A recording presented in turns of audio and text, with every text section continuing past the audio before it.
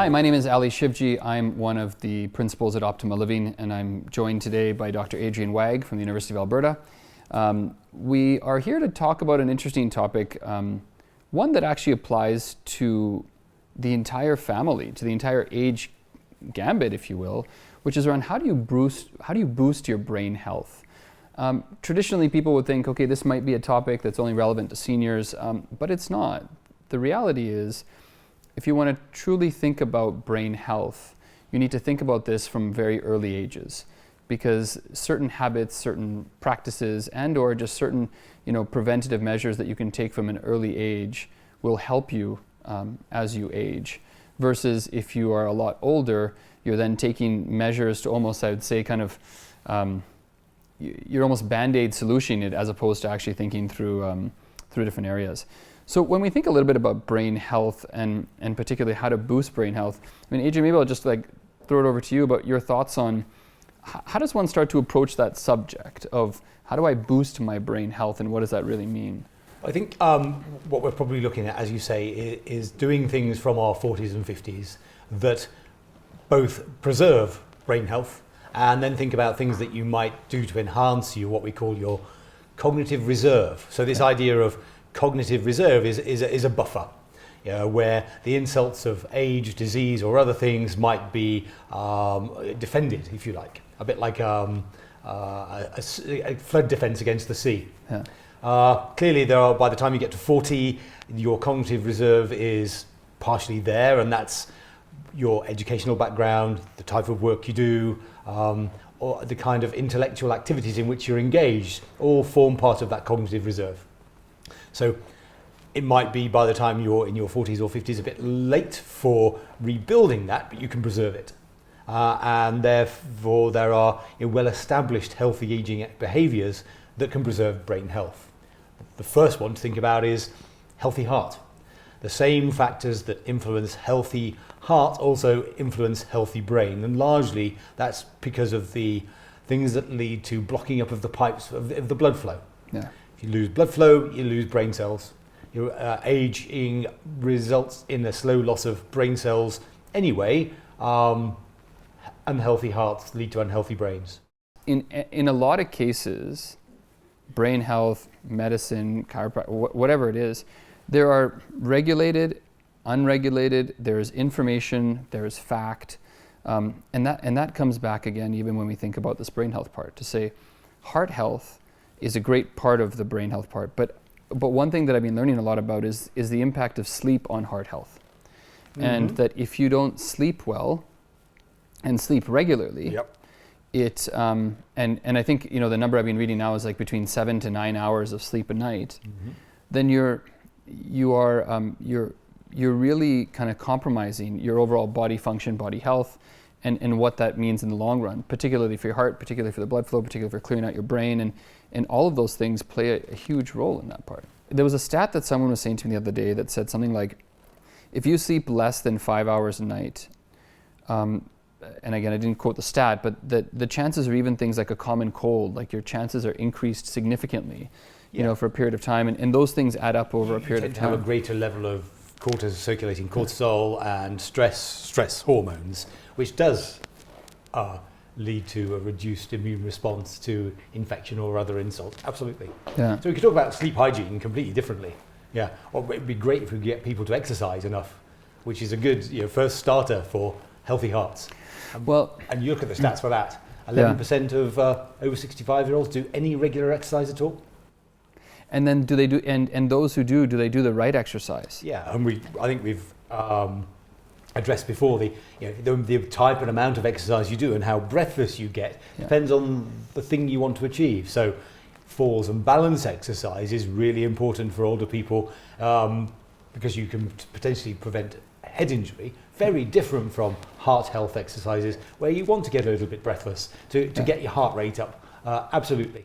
And you need a combination of both. I mean, I think and I think this is where this is so pertinent to all ages, but particularly those between the age of like 40 and 60, you have to really build that resiliency now, right? In terms of the type of exercise you're doing, the type of activities you're doing, the types of habits you have. I was talking to a professor who works in Vladivostok, Okay. He works on I don't even know where that is. Aging in rats. It's in Okay. eastern Russia.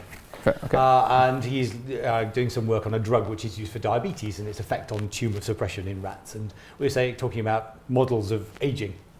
And he said, if you were to say to a human, at what stage can you stop doing exactly what you want to and start to make sensible decisions? He said it's 38 from his modelling. Interesting. You exercise, don't smoke, drink moderately, have a kind of Mediterranean diet or one of the 5-2 diets, something like that to reduce your calorie intake. And you remain socially engaged, intellectually engaged, and you're good to go. You can't go out on an all-night bender anymore. 38.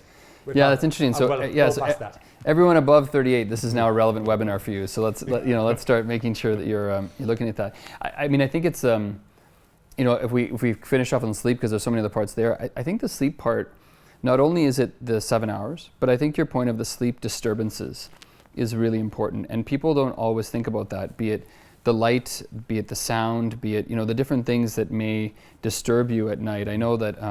At our Astor site, we've invested in saying, okay, let's make sure we have blackout blinds. Let's make sure that we've minimized the sound disturbances. Let's make sure we're thinking through these parts, because they're the ones that can actually disrupt your sleep the most. And really important for both cognitively intact and cognitively impaired people, particularly in this latitude where it's light till 11 o'clock at night and light again at 4 o'clock in the morning. Yeah. That day-night cycling is really important and good for sleep hygiene.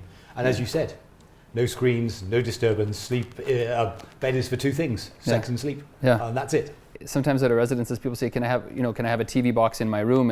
And part of me wants to say, well, of course you can. I mean, it's all about choice, but part of me is like, but I want you to sleep well. Like, that's an important part of what we do. You should turn it off, at least an hour before bed. And don't go to bed just because you're bored. I find a lot of my patients, you talk to them about their nighttime toilet habits. What time do you go to bed? 6 o'clock. Why? I'm bored. Really bad. And then they wonder if they're in bed for 12, 14 hours, why they get up to go for a pee. Hardly surprising. That's an interesting point, because for some, I guess maybe some of the younger individuals from seniors they run out of time. So they have to sleep, they try to get to sleep, whatever. But it is an interesting thing that sleep hygiene is not only the minimum amount of time, but maybe there's a maximum amount of time that we should be thinking about also, because of the bit of a U-shaped curve in terms of health outcomes. You're right. And the other thing, of course, is this thing we call sleep disordered breathing, which affects up to a quarter of people over 65, where you're simple snorers. Again, that's associated with an increased risk of stroke.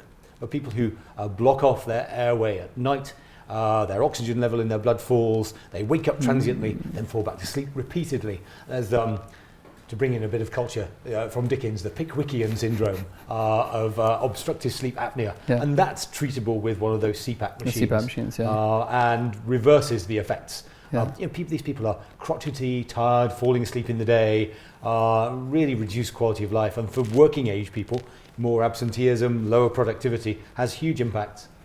Yeah, I've been fascinated with these blue zones, and I think we've talked about them in previous webinars a little bit. These super aging zones, and I know that research is an interesting thing there, but there's they've been kind of looking at the blue zones and some of the 9 characteristics of them, and one of them is obviously kind of sleeping regularly.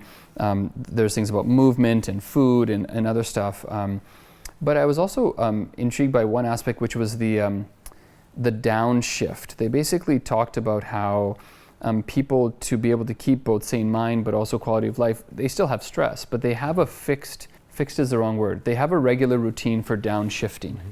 So that when they're in a stressful moment, at the end of the day, whatever, there's always a downshift. It's not a, let me go till I'm exhausted and pop, What are your thoughts there on how that affects people's kind of overall health? And it's a different method of stress management, isn't it? And people vary awfully in terms of their locus of control. The idea that I'm the determinant of what I do versus people do unto me. And we're all along that spectrum somewhere. And I think trying to encourage people to realise that they are in control of their destiny is actually quite important. And you are therefore at some point responsible for your own health and well-being. Undoubtedly, relaxation techniques, mindfulness, yoga, all of these things ultimately are good for cardiovascular health too, in terms of blood pressure and resting pulse and general health. So I think where people can do them, they should be encouraged. They largely do no harm. Yeah, and then I think for me, like as I'm thinking through that, I also think about food. Because food, both in terms of the quantities you eat, as well as when you eat it and what you eat, are so important, as I'm seeing from like an overall kind of cognitive, but also just an overall feeling perspective. Yes. So again, we've got the evidence is that the Mediterranean diet, a classic Mediterranean diet, where that's followed, there's a reduction in cognitive impairment in seniors. The other thing you mentioned is calories, calorie restriction. If you reduce the calorific intake of a rat by a third, it lives a third longer. And there are some families in California that follow this, eat a third less calories than they really probably need and are experimenting. Of course, rats are very different from humans in terms of lifespan. The modelling is different. Longitudinal studies in super ages and calorie restriction is very difficult to do. Yeah. But there seems to be some evidence that eating ad libitum is not a good thing. Obesity is a health problem. It's a very modern health problem. Yeah, and it's and again within this blue zone philosophy that I'm almost obsessed with right now as I'm reading more and more about it, is this idea of the fact that one, you should eat till you're about 80% full. Like there's this don't eat till you're overfull. Think through that. That's also the thing about eating slowly, having the the 20 minutes, etc. I know a lot of our communities, we serve the largest meal at lunchtime, so that your evening meal is a lighter meal, and therefore you're not you're not filling up before you go to bed type of thing. And so we try to kind of incorporate that in, as well as with the diets as well. Giving people options, but making sure that many say, "Oh, we're a steak and potatoes person." Okay, no problem. You can be a steak and potatoes person, but that doesn't mean you're going to eat steak and potatoes every day. And we have to balance that out and give people the right nutrients. Yes. Yes, and of course then there is the fine balance of being too restrictive, both from a treating diseases perspective in people in very late life versus getting calories in. So sometimes it's a fine balance. Yeah. The other one that was interesting was around this idea of importance of social interaction. When looking at some of the Blue Zone work, they talk about this idea of a social time with friends, and even there's a couple of books that I've been reading lately that have talked about the importance of even having like one drink a day or other things, and whether or not there's what the right methodology and kind of science is around what you're physically drinking. I just think this idea of having that social interaction has been interesting. Where are your thoughts on kind of the importance of social interaction and the role it plays in people's... There's increasing evidence of the bad health outcomes associated with both loneliness and social isolation, and increasing evidence of wellness and better outcomes with social connectedness, whether that's being part of a community, volunteerism, joining clubs, or maintaining strong family interactions. No question about it. And of course, because you then have varied social interaction, that also provides another part of the key, the intellectual engagement. Yeah. Keeping the brain ticking over is a very good thing. Again, there's no evidence that will say stave off dementia, but it probably does no harm in preserving that cognitive reserve, which will allow us to function independently for longer, which is really important to most older people. Yeah, and it's interesting because we've been seeing that on one side during COVID, we've had so many bad reports of things, that have happened in different places, but we don't see enough about the good stuff. And when I look at kind of Optima's communities in general, basically having had almost no COVID cases and the minor ones we've had being very, very managed, what we've also found is we've been able to find ways to make sure that people still have engagement, right? That we promote and engage them, or think about involving their loved ones, doing different sorts of communication or otherwise. But my worry always goes to those who are stuck at home, who live by themselves or live in isolation in some ways, and they haven't had that sort of interaction, because it's a really important thing. And likewise, it's people who are, you might call them unfriended, no family, no friends locally, have moved, then who looks after those individuals? And that, I think, is a gap we haven't really covered as well as we should. There are, probably you engage with some of them anyway, volunteer schemes for video contact, video befriending, telephone befriending, which can be really useful and have shown to be of benefit.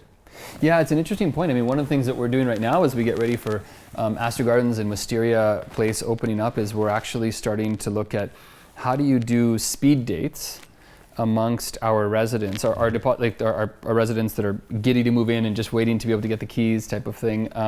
But overall, how do we look at these idea of speed dates? Not because we want people to meet intimately, but because we want people to find ways that they can have they can meet new people, they can refriend, how do we start to, give people that new lease on life because they've got that and offering that opportunity to network and get to know one another is clearly going to help you form a new community. And new residents in established homes always say it takes 3 to 4 months to really feel settled, because there are undoubtedly social groupings, and they find it extremely hard to break into those. So it takes longer, I think, than when you're young. Yeah, and how do we try to accelerate that by starting the process, particularly in our new communities, starting the process before people move in, because you can start that process earlier. And then how do we think about it? Again, coming back to this blue zone thing, because it's so much in my mind, within particularly the Japanese blue zones.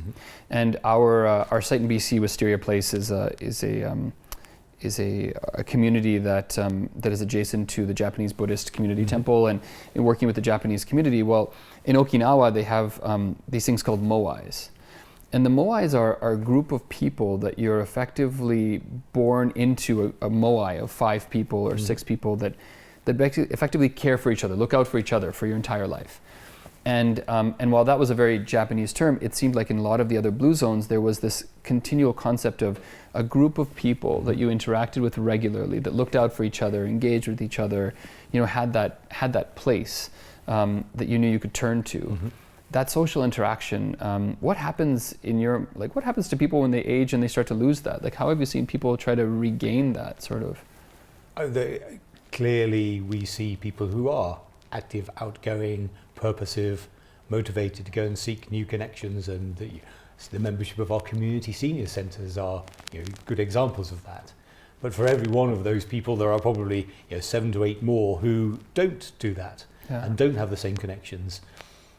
We see people who will go to the supermarket every day for a little bit of shopping because that's the only social connection they get. And how you can socially engineer better connectedness is beyond me and my expertise. Yeah, no, that's fair. When I think a little bit about, I'm thinking through the brain health parts to see other parts that I think have been so relevant lately. I mean, we've talked about food, we've talked about activity, we've talked about sleep, talked about social engagement.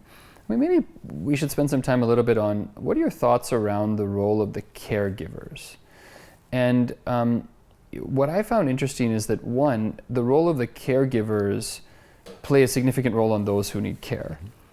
But I think there's also something about how should the caregivers be looking after themselves? Because I feel like that's the part that mostly gets neglected, and caregiver burnout for me is the bigger worry, but I think there's 2 parts of that. Yes, so undoubtedly the change of role from partner to care partner exacts a huge toll on people. Those changing roles, things you don't expect, particularly if you're involved in delivering intimate care. And it's stressful. We counsel care partners or people with cognitive impairment to make sure the person, say, living with dementia, is actively engaged, as independent as possible. Where, of course, the natural impulse is to do things for or do things to. You need to encourage them to do things for themselves. And that, too, brings its own stresses and burden. Obviously, there are schemes of respite and other ways of trying to diminish that, but there's a huge amount of what so-called informal care delivered to people in their own homes. There are programs for care partners which can help, but the social side of things is people tend to withdraw. As much as the older person, say, living with dementia, will withdraw, so does their care partner, and loses all of that social connectedness, which when, if the disease progresses and, say, a placement's needed, then that's so much harder then to take back up that social connectedness. Yeah, and I think, COVID has, we can say that I often think COVID is a mixed blessing. Right? I think it has, in some ways, it has accelerated the change in a good way for a lot of different parts of our society. And in some ways, it's accelerated the change in a bad way. And when you look at this idea of social isolation, when you look at kind of the withdrawal parts of it, COVID has accentuated that withdrawal, because now it's harder to meet people, it's harder to engage people, it's harder to see those people that you would have felt comfortable with. And there's with. been a crest, hasn't there, where there was a real shutdown, and slowly things are recovering. I think things like this that wouldn't have existed a year ago. We may have had a live group, talk to a small group of people. Now the reach of exercises like this is potentially huge, and the participation. Yeah, and we've definitely seen that, in the conversations we've been having and the webinars like this, like we've been doing, and I think there's also the role of that technology can play. I know that we've, in addition to our partnership with the University of Alberta, as you've met with Dr. Zahra Musavi, that our partnership with the University of Manitoba has been all about how do we start to leverage some of the incredible technologies and other parts that are out there to slow the effects of dementia, to increase brain health, to look at things like the Mind Triggers app and other sorts of interventions that we can do that are simple, that are easy, that can just get people engaged in a regular practice that keeps their brain health up and running. And for many older people, it needs a real attention to reframing how you're going to do things. So we talk, say, in late midlife about active retirement planning. So it's not gainfully employed, you are defined by your job and suddenly bang, nothing. Mm-hmm. And it still holds for, I think, all older people, is you've got to have an open mind to explore new things. Your routine is probably okay, you're good at that, but it's not going to stretch your brain or your intellectual capacity.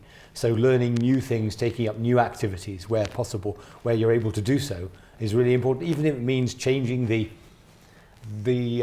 originator of the crossword you do every morning. Very different style will engage your brain. We know that those brain training things do work. We know that they train you to do the things that they intend to, but the problem is there's no evidence of transferability of skills. So maintaining a wide variety of intellectual engagement seems to be, the more you do, the better you do. Yeah, I know. I mean, I think that does make sense, and I think there's this part of saying, like, and how do you continually do it actively? Like, don't just wait for, think I can turn it on one day, turn off one day. There is about that routine and changing things up regularly. Yeah. Tell me about purpose, like where, agency and purpose. I feel like one of the interesting parts, and I know we've touched on this in a previous webinar, but this idea of, as you said, prepare yourself for retirement. Totally, very, very important. But how do we help people truly understand the need for almost re-examining, regularly understanding, and intentionally looking at their purpose? Really good question. It goes down to that locus of control thing again, to me, in terms of, I'm the master of my own destiny, along with the evidence and convincing messages. I can bore you with data and statistics. That won't change people's behaviour. So there has to be probably about, we know to change behaviour, at least 4 different cues which introduce people to behaviour change. There is, of course, the public health message, not enough on its own. You need champions, not enough on their own. You need people who do things. So this whole science around the diffusion of innovations, where there are characteristics that make people take up things. You've got to have demonstrable benefit. You've got to be. It's got to be simple. It's got to be easily incorporated into something you do every day. So, not having escalators in Astor Gardens would be great. Everyone takes the stairs. Yeah. Those kind of things. It's just the way it is done is different. Yeah, well, it's funny you say that, because literally today we were painting a stairwell at Astor Gardens, because that's going to be our active stairwell. So we're looking at ways to make it enjoyable. Yeah. We're actually going to talk to some graffiti artists about, spray painting some of the walls, doing different things, but finding ways to actually encourage those sorts of areas, or maybe even getting residents involved. I think it actually might be really cool. I wonder about that if you have a graffiti wall. But institutional stairwells are dire, aren't they, largely, and could be made more attractive. But the colleague of mine was responsible for public health in New York City, and they, you do the 1 or 2 floors, take the stairs campaign had huge benefits, because you could see people doing it around you. You had all the posters, you had the various stimuli to change behavior. Yeah, and people think that, as I age, I can't do these things. Well, no, that's not true. I think there's a lot about, there is something around chronological aging versus physiological aging. And there are those that are chronologically very old, but physiologically very young, because you've got the 92-year-old who wears stilettos, who's still active, who's doing her thing, versus, well, I guess he could do his thing too in stilettos if he wanted, and then on the other side there's a 50-year-old who may have physiologically aged to that of an 80 or 90-year-old. Of course, then there's the third factor. There's the attitudinal aging. You are as old as you feel, and that will have huge impact on how you behave, what you expect, what you feel able to do. Yeah. So that triad in terms of healthy aging is really important. And that's an interesting point too, because the mindset, and we're talking about boosting brain health, but your mindset is so important. And I fear that sometimes people seem to think that, oh, my idea of a 90-year-old was this because my grandparents were this or my parents were this. And I don't know why it is, and maybe you have a more clinical reason for it, because an 80-year-old of today is and seems to be much more able, much more engaged, much more physically active, much more contributing, if that would be a word, compared to the 80-year-old of generations ago. And I don't know how to compare that. There are good studies which show exactly what you said, that say the 60-year-old of today has the attitudes, expectations, demands, capabilities of say a 40-year-old 40, 50 years ago. Yeah. So we're physiologically and attitudinally younger largely as a population than the 60-year-olds of 20 years ago. And we also see that the post-war generation were maybe unfairly described as the thankful generation. They got through the war, it was all great, the state was going to preserve, but we've now seen the baby boomer generation, if we want to call them again now, 65 and beyond just, with very different expectations and attitudes, ways of dress. People in their 60s paragliding, cliff diving, all sorts of stuff that we'd never have done before. Yeah. And then, of course, you see the exceptional 90-year-old doing a skydive for her birthday.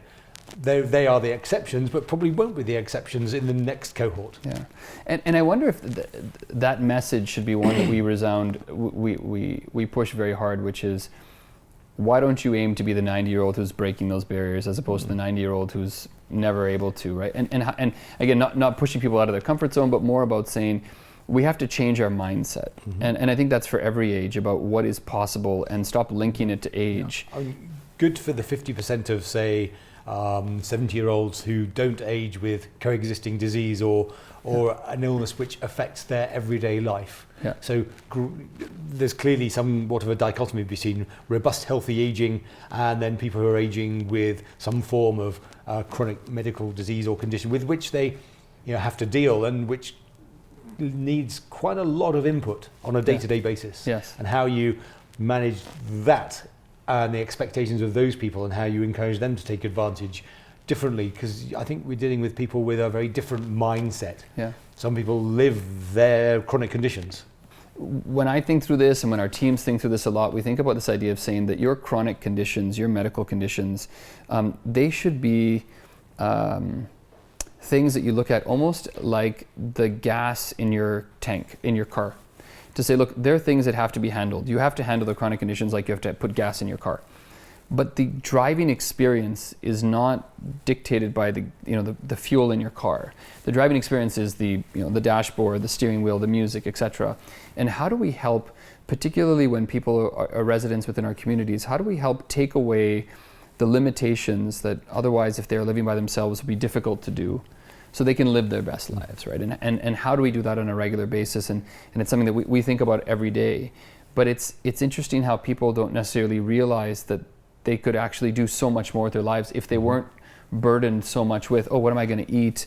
What activities am I going to do? Who's going to clean my room? Who's going to throw out the garbage? Like all of those small things, snow shoveling, like they actually become but again, anxiety. There's that balance, isn't there, between relieving burden and rendering people redundant. We know that, as you mentioned, sense of purpose is really important. Yeah. For some, getting through the day drives their sense of being, and rendering them redundant is not good for health. So how do you replace that burden of everyday labour with something that is rewarding, enjoyable and satisfying? And that is important for people in your position, is how do you lay on stuff where people can take advantage and improve their quality of life and take away the daily grind. Yeah, no, it's a very good point. And I wonder if, like in your, both in your clinical practice as well as kind of what you've seen, have you seen specific types of, or specific areas of new purpose that people take on in their older ages that have done very well? And I know it's hard to generalize, but I don't know if there's... Again, it becomes very individualistic, where I meet people who say, oh yes, I'm going to do my X class this week. I've just decided to do it and I'm going to give it. I won't be very good. And then you, at the other end of the spectrum, you have people who only leave their house for medical appointments. Yeah. And how we encourage moving from one end to the other. Yeah, no, I mean, look, I'm fascinated by it. I mean, when we were designing Astor Gardens, we thought about it saying, okay, so how could we start to capture some of the possible things people would love to do? So we said, okay, let's have a pool with walking jets that's a salt pool, so it's a warm salt pool. Let's have a putting green, let's have a Zen garden, let's have gardening areas, let's have a big barbecue and an outdoor patio, and then let's engage people that way. Let's make sure we have the library and the games rooms, but really think about actually then saying, how do you create small, meaningful, engaging spaces that people can engage in different ways, but then have many of them throughout the building that people can engage. I think in communal residences, having that profile of residency, what brings you joy, is going to be a great guide, because you then have audience, you've got an idea of need. I think the Dutch model, where they have almost villages based on lifestyle, has been very successful. Yes. Incredibly expensive for the residents, but does seem to preserve cognitive health and well-being for longer than might otherwise be the case. But you're right. We know that outdoor space, we know that exposure to nature, we know that engaging with nature, whether that be horticulture or even animal husbandry, all have very positive benefits for older people with or without cognitive decline. Yeah. So design is really important. The variety of activities is really important. Yeah, agreed. And I think that on a regular basis, and also changing it up, being open to it, and being open to asking for help, I think is an important part of this. You don't have to do this alone. Yeah. You know, the amount of people who think, oh, I'm alone, there are very few things that we see that aren't commonplace with others, that we could just, let's help you, let's go through that, let's engage in that regard. Likewise, in your memory programs, we've discussed before, the idea of animal and intergenerational therapy brings people out of their shell, as does music and art and reminiscence. Yeah. It may not, it improves quality of life, and that should be the game we're in. I remember a particular resident of ours who had never played shuffleboard, who had never been part of different things from that perspective, and we had the shuffleboard at one of our sites in Claire's home, and she moved in, I think she's probably like 83. And within a couple of months, she was like the shuffleboard queen. Like every night there would be a social gathering around the shuffleboard, and she'd be running it, and she just loved it. And it was these things where she came in scared to try new things, but found that actually there were things that she really wanted to try. Some things were good, some things were bad. And I think we should be always encouraging people to always be lifelong learning, but also trying new things and seeing what they like and not like. And it's okay to not like stuff. Yep. I like painting. I'm horrible at it, but I like just doing it. And there's others that are great at it, but that's okay. We talked a bit about maintaining bilingualism as being protective against cognitive decline. Very important. Not a guarantee, but certainly help. And that goes around mental agility, flexibility, and adaptability, all of which are really important in navigating everyday life. Yeah, I mean, I think, it was interesting a couple of years ago, I was trying to say, okay, like, how do I find a new hobby? And so I started to look up, hobbies in general, and in my traditional engineer way, put them into a little scale of how to measure them, etc. And it was, I think I ended up, in my particular case, ended up with axe throwing or becoming a tea sommelier. I went down the tea sommelier way, but what I thought was interesting about that exercise was the fact that one, quote unquote hobby can be defined as so many things. And one should be open to so many things. It doesn't have to be something that you're amazing at. It doesn't have to be something that you have to do all the time, but it can be something that you try, you enjoy, that you try things out and see what happens. Yeah. I mean, satisfying curiosity may be the trigger, mightn't it? Yeah. Oh, I wonder what. And then go seeking out. We're surrounded by information. It's enabling people to gain access to that and cultivating that interest. And I'm sure, again, since coronavirus restrictions, we've seen a rapid expansion of online offerings. Again, it disfavours a certain section of older, frailer individuals, and that's a shame. But taking advantage of those opportunities or enabling people to be able to do so is important. This idea of just providing those opportunities, try it. Like worst case scenario, you may fail, but this idea and fail, what is failure? I mean, actually, you may not be as good as one could be, but it doesn't mean that you can't try, you can't become better.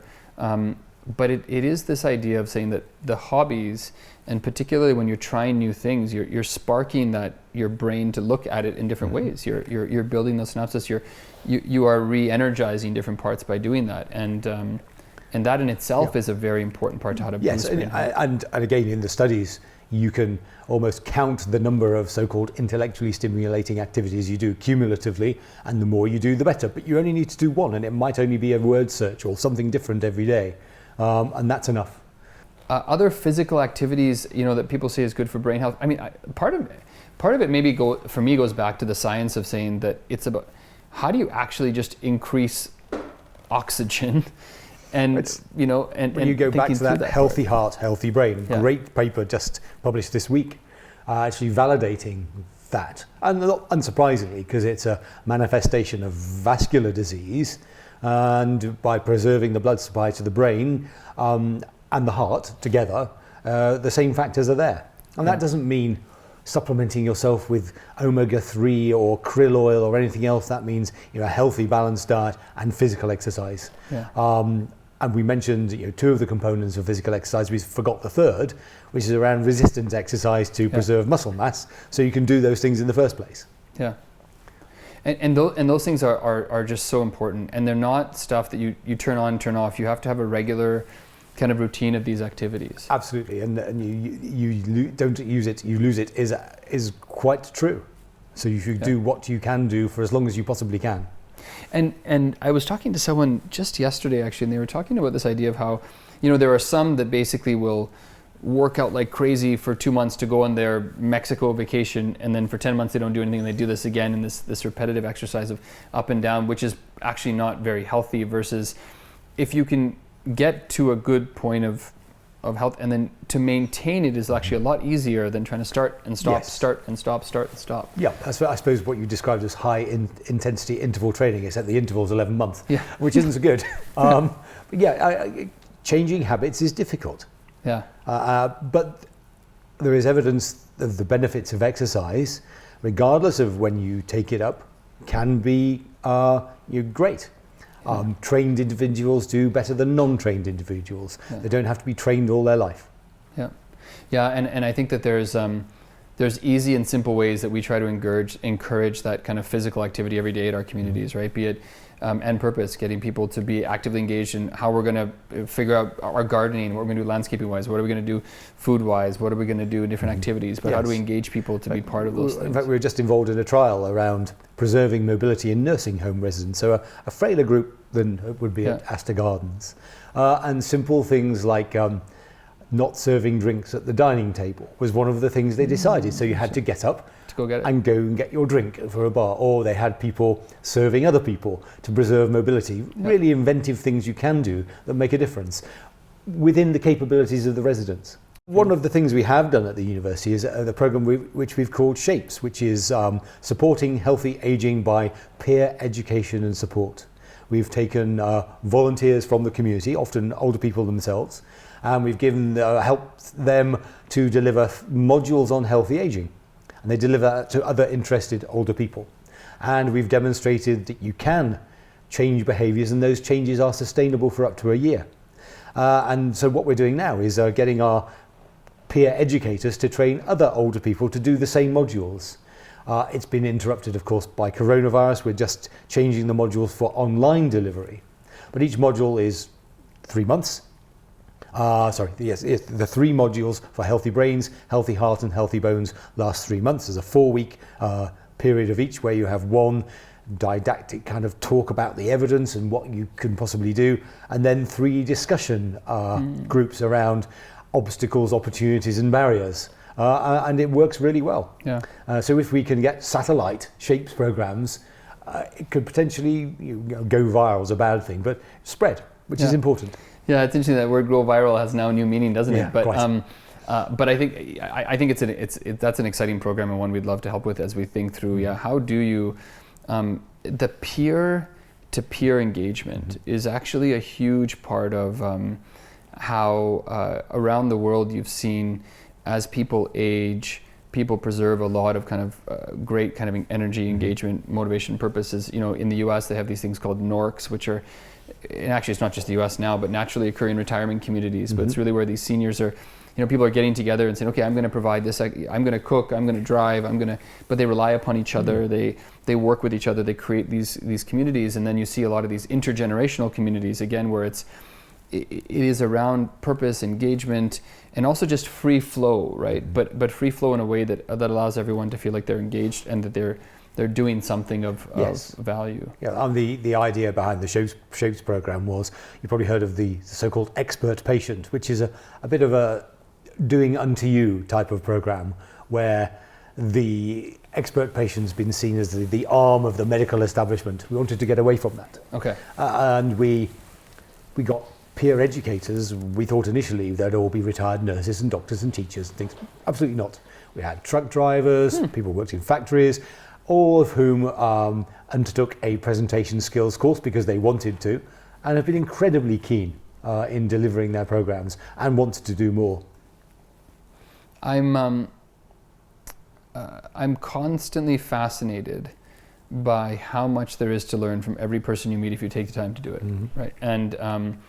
And it sometimes saddens me that when we look at the collective kind of intelligentsia of our elders, of our seniors, of our that we don't always tap into it as much as we could, because there's so much there, and it is so fascinating to see, like, how could we pull that out? How could we actually do more of these sorts of things? So it's an exciting We idea. send our medical students out into the community to take a life history, and that is always extremely valuable and really important, and one of the most satisfying things about geriatric medicine. Sometimes you meet incredible people, and often we forget that. We forget whom that person has been throughout their life. They are the resident or the person in bed 4, demeaning and depersonalizing, and often leads to poorer quality care. So that life story, those likes, dislikes, who I am, who I've been, becomes extremely important. We had a resident named Oliver who was a teacher, a priest, and traveled a lot. And so he used to, we have, particularly in our, actually at most of our communities, we have many large spaces people can engage in. He used to give presentations on his journeys. And he used to talk about all these like fascinating areas he'd been and the different things he'd learned, and more and more people started to come. People used to come from the community to watch, his presentations and other stuff. And it got us thinking that people have, if we can give them the right pedestal, the right place, the right, audience, people sometimes love to share different things, and why not give them that? Oh, quite. So I met a man who was a Luftwaffe bomber pilot and bombed my mother's hometown. There you go, clearly missed her, but fascinating guy, great to talk to. And I guess that might be a generational thing, is that my parents may have not engaged quite so well, but passage of time and all that. Fascinating. Yeah, and it's important to understand other people's opinions. I think that's another part that's really interesting. This week particularly, I was listening to a podcast by a professor at the University of Pennsylvania, the Wharton School, and he wrote a book around how to rethink, like how to change your perceptions. And he was saying, particularly on COVID, they had done a bunch of studies with people, and they took like arch rivals, and in this case, they took Yankees versus Boston Red Sox fans, and they were trying to understand, like, what was it that that caused people to hate others, right, or not listen to them, and they went through the first step of, it's a nice guy, but the other Yankees fans are horrible, and then it was all this stuff, and then they came to say, but what if you were born into a Yankees, like you were born into a family in New York as opposed to Boston? What if you were? And as soon as they were able to kind of raise the empathetic card, it seemed like people were open to learning. People were open to seeing things, and they were open to discovering that person or that belief, because it now kind of reduced, maybe it's a barrier, maybe it's other stuff, but I wonder if there's something around this barrier that people inherently have around learning new things, seeing other opinions, and how we start to break those things down. I suspect that they've never been to an Arsenal versus Spurs game at the Emirates, Yeah, so there's no learning there, I'll tell you. Yeah, I have been to one, and I can still feel that, like, the ground rumbling when people start to cheer. So it is an interesting thing for sure. But. So if we think about how our cognition changes as we get older, there are some things that clearly are more difficult.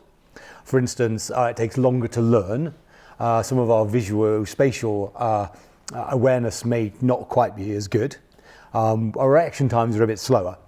And sometimes our executive function takes a little bit longer, so planning might take a little bit more thought and a bit longer. Our verbal abilities are well preserved, well into our 70s, and our autobiographical memory, that's the thing, who I am, where I come from, my life is incredibly well preserved, even in very old people, and certainly those people with even quite moderate to severe dementia. And often the idea around reminiscence therapy is that integration of self, and can be really important. Our maths tends to be quite good until we're quite late. Short-term memory is the one that everyone will recognise, even in people who are in their 20s and 30s. We say, go into a room, forget while they're there, but then come back again very quickly. And there are ways of changing behaviours to get around that. So you always leave your keys in the same place so you know when you can't find it, that's where it is. But there are well-described cognitive changes. Not all are inexorable decline in association with age. And some of the things we've talked about earlier will allow you to preserve that function. Yeah, and I think on that point, the other part here too is to recognize that sometimes, not all the time, but sometimes things like urinary tract infections or UTIs can offset someone, and people can take it for something a lot more than it is. Yes. And it's important to realize that, being aware, being conscious, and being intentional is a very important part of this whole thing too. And those people who do have cognitive decline in response to another insult, as you mentioned, a urinary tract infection, are actually often on the edge. And that's a real warning sign. As is, we've talked in previous discussions around the preservation of mental health. Late life anxiety is again a bit of a red flag around cognition. And have you found that there's ways to promote mental health? Someone said to me this week, mental health. We all have mental health, just like we have physical health. Like we got to get this term set up properly. But mental agility to increase our mental health, if you will, if it's a positive sense. When you age, are there ways that you've seen people that, is it just meditation? Is it other stuff? Like, what is it that people do that can? Well, the gold standard would be cognitive behavioural therapy for those people with proven anxiety or depression that affects their everyday life. Clearly, for some people, mindfulness, relaxation can help with preservation of mental health, as can yoga. Yeah. So there are various stages, depending on its impact and how you deal with that you can be retrained. Then, of course, there are medications that can help with depression and anxiety. A minimal of 6 months. Late life depression and anxiety often needs continued therapy. Gaining access to some of the non-medication therapies is sometimes difficult.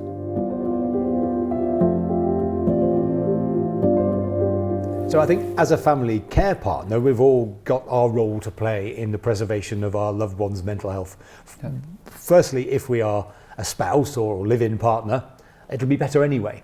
The evidence suggests that married and people living together do better cognitively than those people who are widowed, divorced, or living alone. Yeah.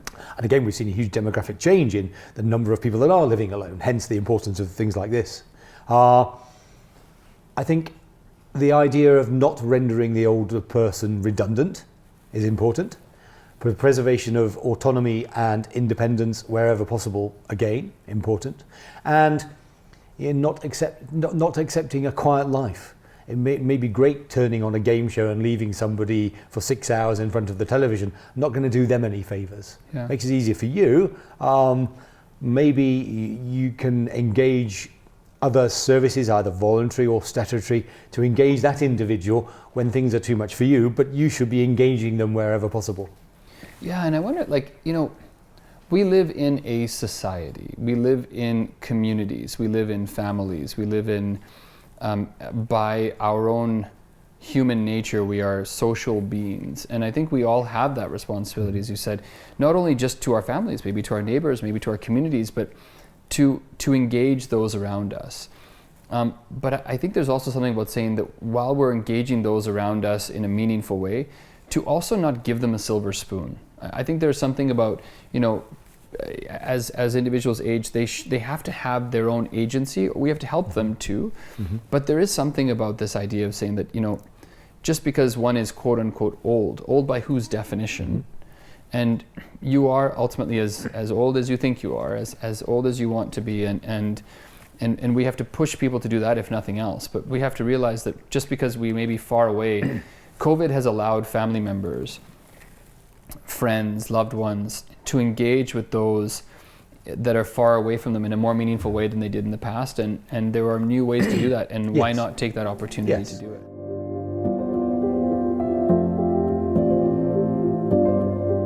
For people living with other chronic medical diseases, we know that, say, control of blood pressure, control of diabetes, those things are really important for, cognitive health, as well, again, for heart health. So long-term control is really important. We know that people with high blood sugars, for instance, or people with atrial fibrillation, that irregular pulse, have a diminution in cognitive reserve if they have those things. So controlling those is really important. So paying attention to your other chronic medical diseases becomes an important part of overall health management. Yeah, and I think even as we talked about earlier too, that this idea of the heart health, the physical body health, all of these things contribute to your brain at the end of the day. If you're not taking care of your body, how can your body take care of the brain? How can your body and overall be of that? So I think they're all kind of interconnected. I'm sure healthy body, healthy mind may be an ancient saying, but it's true. It takes this long to unravel the various factors. But I think there is this idea of how we come back to taking responsibility for your behaviors, your actions, and thinking through those things regularly. One wonders to what extent we expect a nanny state to look after us. There's a balance. Yeah. And I guess if you expect a nanny state to look after you, then you shouldn't object to a diaper being put on you as well. Figuratively or otherwise, right? Yeah, it's an interesting it's an interesting thing to think about. Whereas if we want to be more proactive, there's probably a lot more we can do about our health and habit. Societally incentivizing healthy behaviors has been shown to work, particularly cash incentives, so you can increase vaccine uptake, cervical cancer screening with small cash payments where other inducements don't seem to work.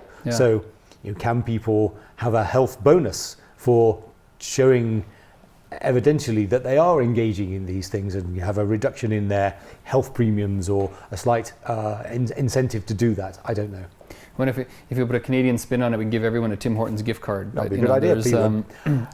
That's the currency of a lot of our research work. The Timbit. Timbit, the coffee, it's the double or whatever it is. Which is probably bad. Do you know how many calories are in one of those? No, I actually don't. 270 odd calories in a double. Single Timbit.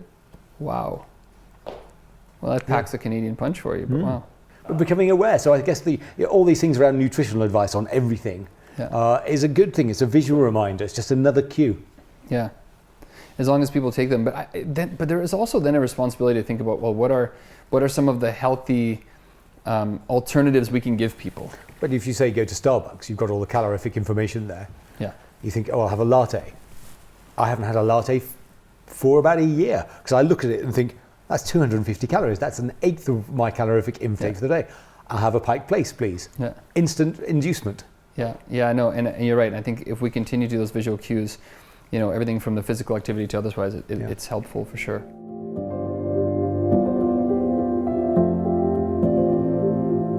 There is one thing around this. So if we think a little bit about how to enable individuals to, increase their brain health, there is something about how oftentimes family members and loved ones are making decisions and speaking on behalf of their loved one when they shouldn't be. And I think if we can encourage people to realize that you're there to assist someone, you're there to enable them, but not to make decisions on their behalf and not to speak for them, but to enable their voice. I think there's something really important there. There's both that and actually it behests upon the individual to improve their own health literacy. We know there's a huge decrease in health literacy in association with aging, unfortunately. Yeah. And that is a double-edged sword, isn't it? People think, oh, I'll talk for you, Grandma. But no. Yeah. And that's around encouraging autonomy and independence. Well, we spend, I think, just as much time educating families as we do potential residents around saying, look, it is your role to enable. Yes. But it's not your role to make a decision because it's a decision that works for you. Yeah. And we often see sometimes the extreme in a negative case, which is where you've got a lot of financial abuse and a lot of other types of abuse. And those things come from effectively children, other loved ones, making decisions that are actually in the best interest of themselves, but not their loved ones. Yes. It's benign paternalism, which isn't so good. I mean, running institutions, you will come up against the needs of the institution versus the needs of the individual, and how you navigate that line. How flexible and customer facing can you be within your boundaries, and making it clear for residents and family members where the boundaries are, so there is no ignorance, and a clear understanding both ways is important, isn't it? Well, a couple of years ago we reimagined, we redid our values at Optima, and we worked with our teams to really come up with them. So, okay, how do we describe the values of our organization? And one of the many, we talked about integrity, talked about dignity, but we also talked about like working with you and the people that you would like us to work with. And that was a really important value that we then solidified as an organization to say, this is about respecting you, preserving the dignity, and allowing you to tell us who you want us to work with, but your voice.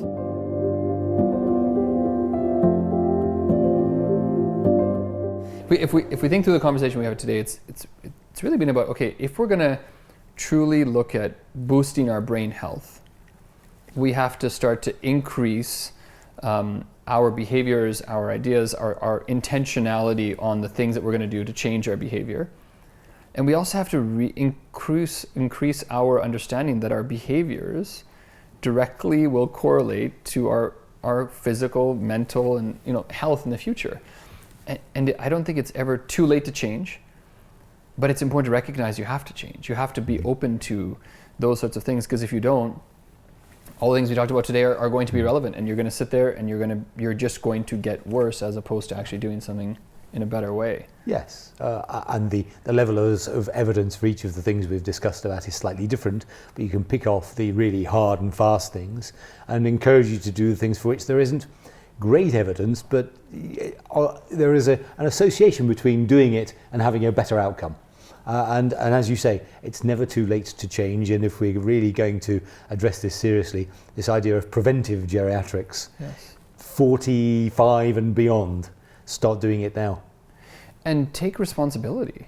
Like, realize that ultimately it's only you who's ultimately going to be responsible for your own health. Other people will help, the other things will be there when you want them to be, but you have to take that responsibility. You have to understand that every decision you make in life, there's rarely just a non-effect. There's either a positive or a negative effect on your overall health. So choose that wisely. When you're going to have that hamburger, well, make the decision and understand what the complications are. And each thing kind of, at the end of the day, each behavior we have will add up to something. So you might as well stay on the positive, think through that, and be intentional about those things. Because as we learned, after the age of 38, you can't just go and do a bender just like that. You have to be intentional, and you have to think about that. And this is a message that we talk about all the time, because thankfully people trust us with the life of the care of their loved ones.